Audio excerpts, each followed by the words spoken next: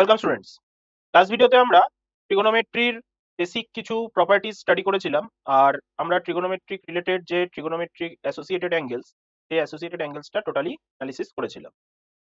এই ভিডিওতে আজকে আমরা যেটা দেখবো সেই ট্রিগোনোমেট্রিক অ্যাসোসিয়েটেড অ্যাঙ্গেলের করেসপন্ডিং বা trigonometrical ratios of associated corresponding to numerical.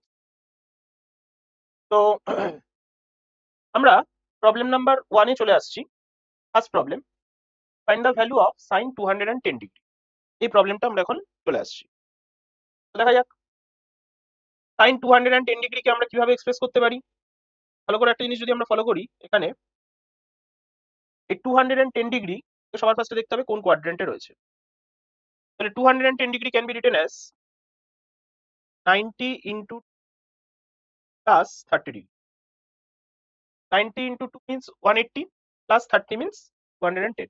এটাকে চাইলে আমি আবার এইভাবেও লিখতে পারি, 210 can be expressed as 90 into 3 minus 60 degree. এইভাবেও লেখা যায়, দুভাবেই লেখা যায়।